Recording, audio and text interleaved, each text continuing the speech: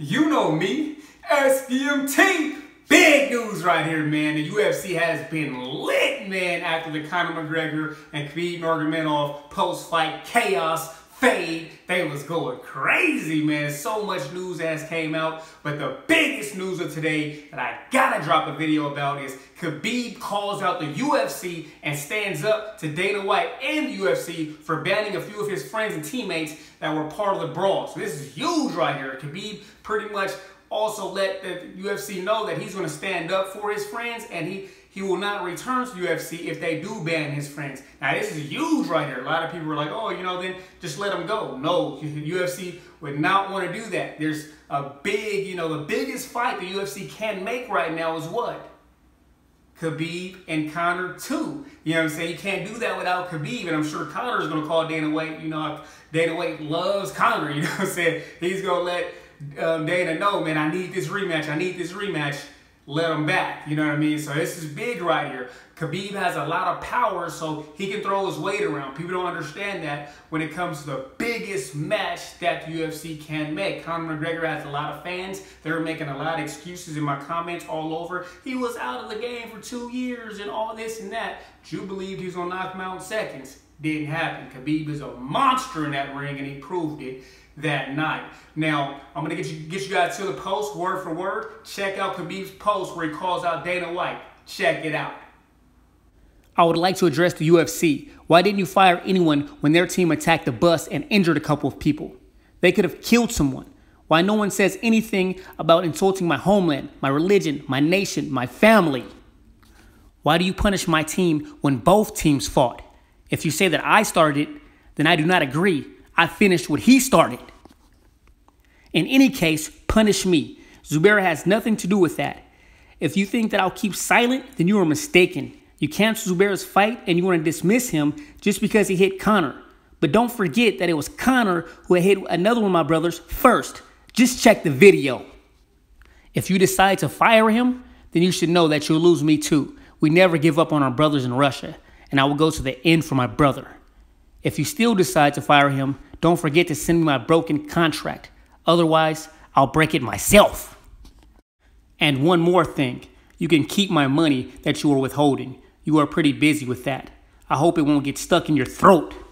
We have defended our honor, and this is the most important thing.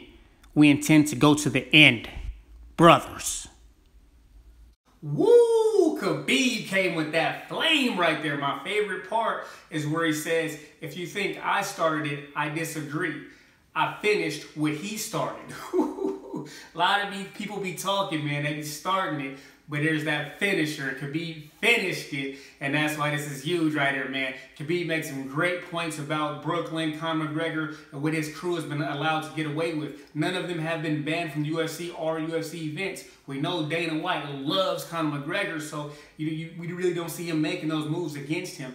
Now with Khabib, this is huge right here. There was a lot of talk about him retiring, so I believe that Khabib will walk away because there's a lot of his teammates kind of like hinting that he might retire after this fight. So this could be like a retirement and help him lead into retirement. So the UFC should definitely rethink this. Dana White, man, he holds to his guns. You know what I mean? I can see Dana White just saying, screw it, get out of here, and we'll just give Conor the belt. You know what I mean? We know Dana White wants Conor with that belt for money reasons, for friendship. At the press conference, they're toasting and hugging each other, man. So, it's kind of crazy when, the head promoter and a fighter are that close, way more closer than the rest of the fighters. It could cause conflict of interest, which I think Dana White definitely is on that slippery slope, the way he just loves Conor McGregor and he gives him what he wants when he wants. Yes, he's a big draw and he's a lot of money. At the same sense, you got to have, you got to have discipline, you got to have authority. You know what I mean? And Conor McGregor definitely kind of plays with the UFC's authority and challenges it a lot. So this is big right here, man. Khabib, man, will he retire? I think Khabib will retire. I don't think this is a joke to him. Khabib, I respect him. You got to respect him for standing for something. He's standing up for his teammates. He's standing up for his brothers. He's standing up for people that had his back, that went there to fight for him. You're going to find out who your real friends are when stuff gets real. You know what I'm saying? You fight in the club and one of your friends don't jump in. You know what I'm saying? or one of your friends, one of your friends get kicked out the club, and one of your friends stays in the club. You know what I mean? It's that all for one for all mentality, and I really respect those Russians for having that, those Dagestanis, because they're brothers, man. They train together, they eat together, and you watch Khabib on a lot of the videos they have on UFC on him, following him and his team. They do everything together. They pray, they eat, and they train together. So you got to respect them for having his back, and for him to be this big star and being the focal point, for him to stand up for his teammates when he has the most to lose is huge right there, man. You got to respect that. You got to respect his character as a man for standing up for his friends, his brothers, and something that means something to him.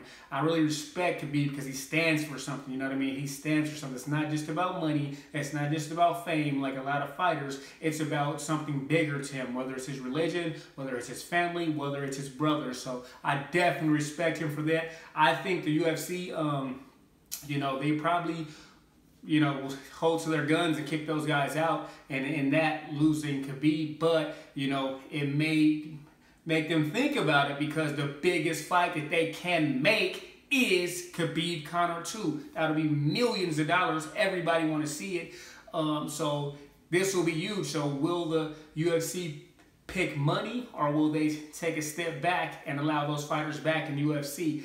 I don't see that. I see the UFC holding to their guns. Dana White is a pretty stubborn guy, even though he does go back and forth on his word, you know what I mean? He said there would never be women's MMA and UFC, and then that came along. So, you know, he does go back with his words. I know a lot of people are going to be in my comments saying that, stuff like that, but when he kicked out Paul Daly, he never let him come back, you know what I mean, for what he did post-fight, for throwing that punch at Koscheck. So there's a lot of things like that where, you know, Dana White is held to his guns, you know what I mean? And another funny post, Nate Diaz said, he said, let Khabib's dumb friend come back in the UFC. You could just fire me. You know what I mean? That'll be more fair. So it's pretty funny. It's a lot of people speaking on it, making a joke of it. But I respect Khabib for this, man. This is huge. Stand up for what you believe in. You know what I mean? Is it about money? Is it about fame? Or is it about something bigger? And that's where you see a person's integrity and character. And a lot of fighters that a lot of people like, they don't have a lot of integrity. They don't have a lot of, you know, honor and character. Because when the pressure gets put on them, you know, the truth comes out. And the truth comes out, all they care about is money and fame. So it has to be something bigger than that. Hopefully, if that's all you care about, then, you know, it's going to lead you down a certain lane, and people want to see who you really are. And that's not who you really want to be in this world. So shout out to Khabib, man. This is huge right here, man. There's been a lot of great news.